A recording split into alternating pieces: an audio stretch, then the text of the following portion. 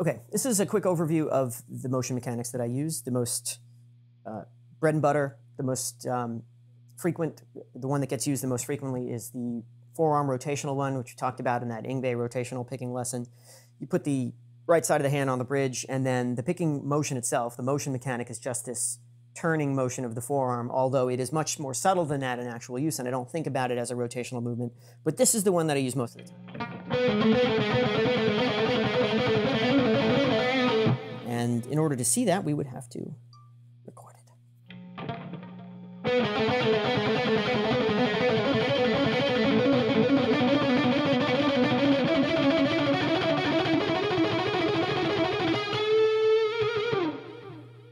I'll do that again. I'll try to be a little bit more gradual with the speed up.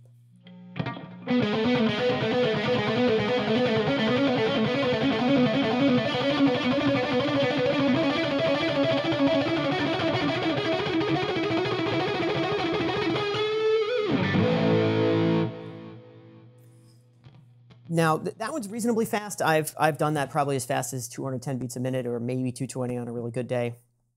It's not a thing that I practice, and it definitely varies day to day. There are days when I have more of this than others. It feels to me a lot like athletic performance, where some days in the gym you have it, and other days you're just like beat and you just don't. And that has been a function of everything athletic that I've ever done, including track. I ran track in high school. It was exactly like that, totally unpredictable. But it should never completely be garbage. There should always be some level of that you can access.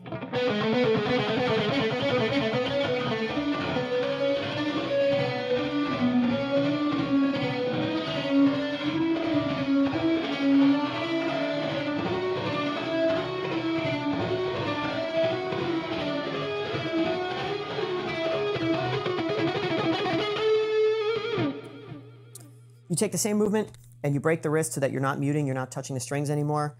But you keep this rotational aspect. That to me is what I think of as gypsy technique, more or less. I think it's similar, and the rotational idea feels very similar to me. These two techniques feel almost exactly the same, the only difference being that you're no longer muting.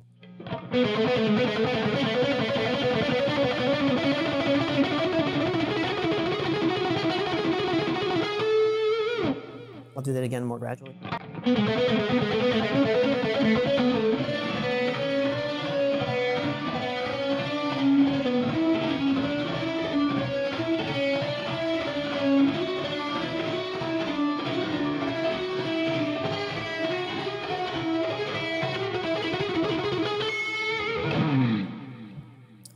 So and they're both, I feel like those techniques are essentially the same. I feel like if you can do the one, you can do the other. Whatever this movement is, this rotational forearm thing, it seems to underlie both of those so fundamentally that if you can do the one, you can then do the other. And they're both articulate and can be used for stuff across the strings in the Ingve or the Eric Johnson style. Third, elbow.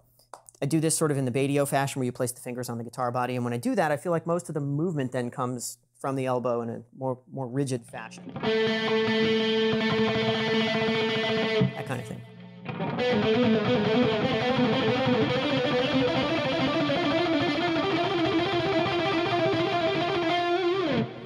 And that one is a little bit faster for me. I don't know why exactly, but I feel like I have that one more often, even on days when I sometimes don't have the others, even though I don't use it very often, and so I don't have the articulation with that as I do with the others.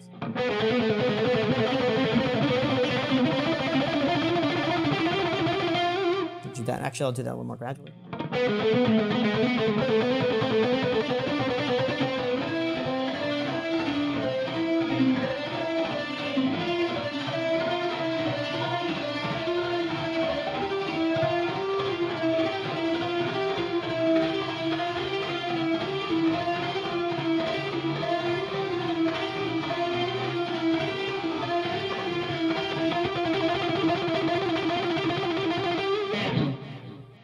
If I had to be in a Van Halen cover band doing Hot for Teacher at weddings and bar mitzvahs, that's the one. That's the one I'd use. I feel like I'd have that all day long with relatively little effort.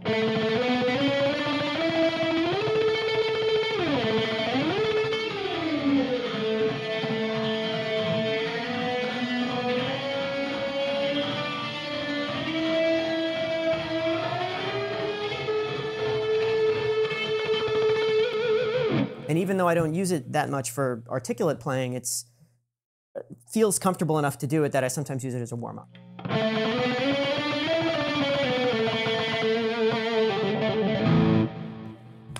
Finally, fingers, the oft unappreciated motion mechanic, sometimes referred to as circular picking. Personally, I don't see anything circular about it. I think it's just the fingers pushing the pick back and forth across the string, the thumb kind of bending and extending. I'll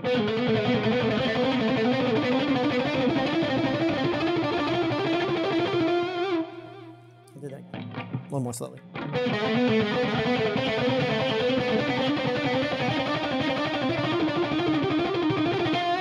This is not a thing that I actually really use. It's just something I fool around with when I'm watching TV and I don't have anything else to do, which is rare these days. But I can't do it as fast as the others, and maybe that's just because I don't do it enough, or maybe the movement itself is somehow different. But I keep it in the toolbox because I think one day maybe it'll just start happening and I'll be able to use it.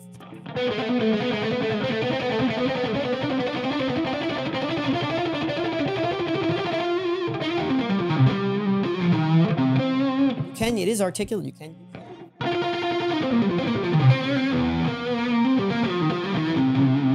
And that's sort of what Eric Johnson, I think, does, where he talks about the circular picking, although all of these guys that do the finger thing, even Yngwie, they blend it with various elements of the other thing. It's never really one or the other. If you completely lock everything, you just do the finger movement.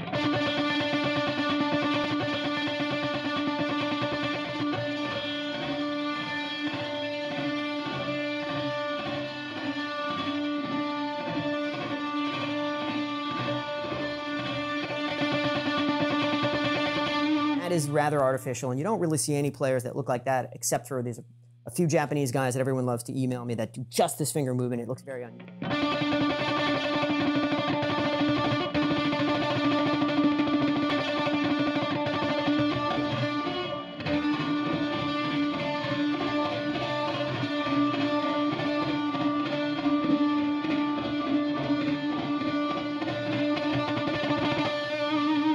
But it's fascinating, and I'm wondering one day when that will start to be useful and when I actually choose it over some of the others.